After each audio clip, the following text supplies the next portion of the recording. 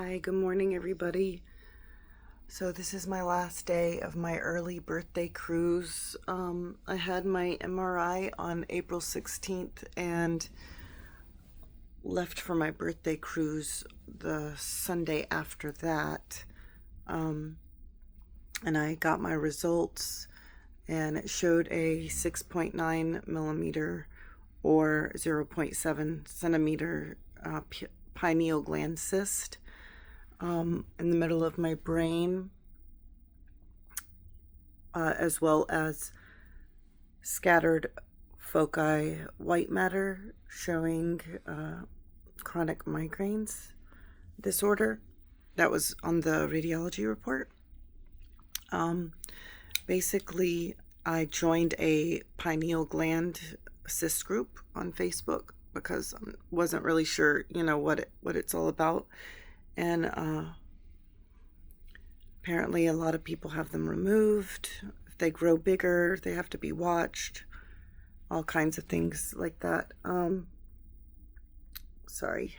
I just took an early birthday cruise. I'll be 51 on April 28th. And today is the 25th, right? Yeah, I think it's the 25th.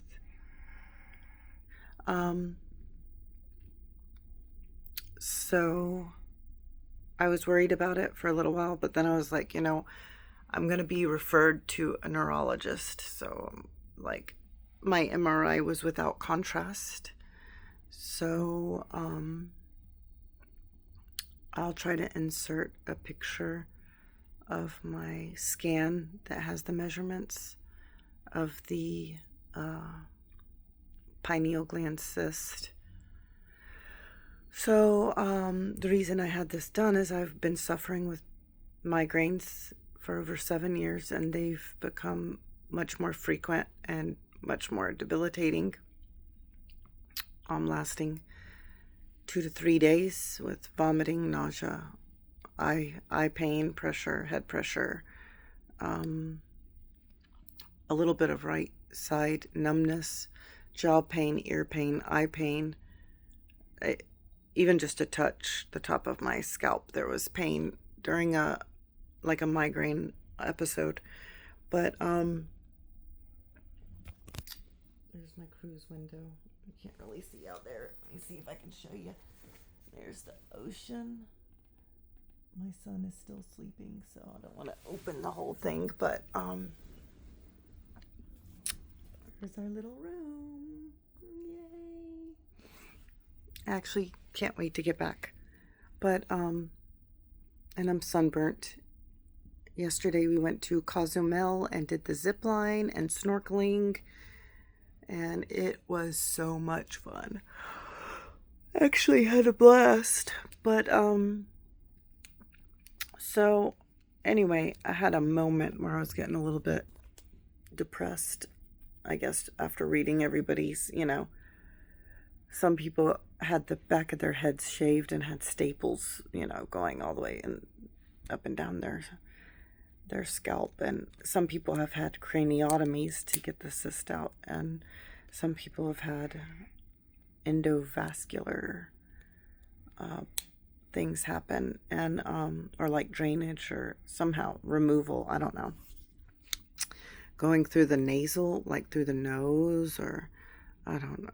Guys, anyway, it was causing me so much panic and anxiety. And then I was just like, okay, so I just had that one moment. And then I was just like, okay, well, there's nothing I can do. 0.7 centimeters is quite small.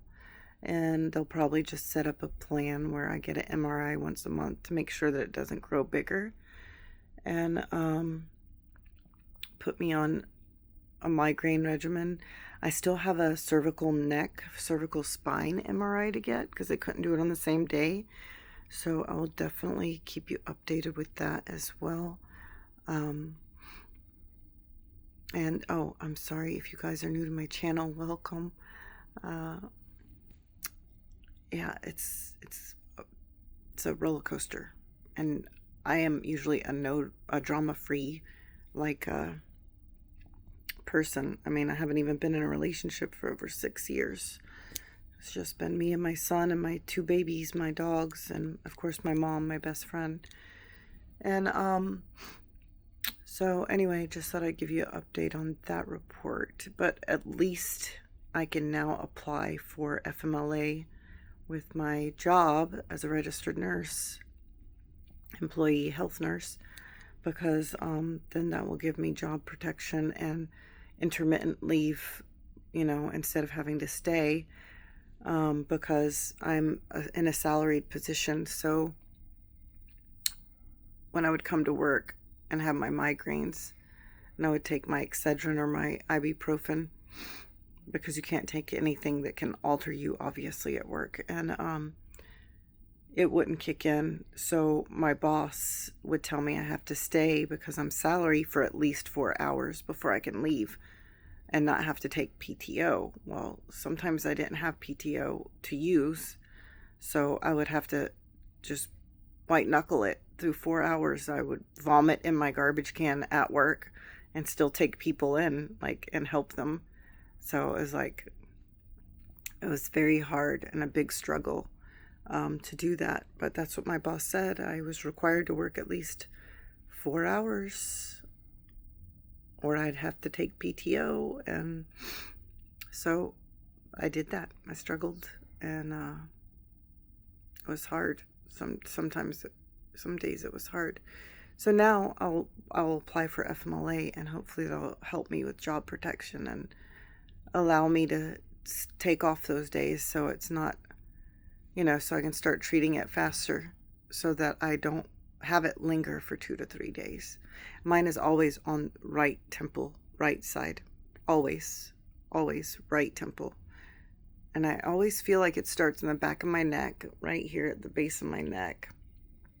And then it literally travels up behind my ear, into my jaw, all the way up to my right temple, and then pulsating in my right eye.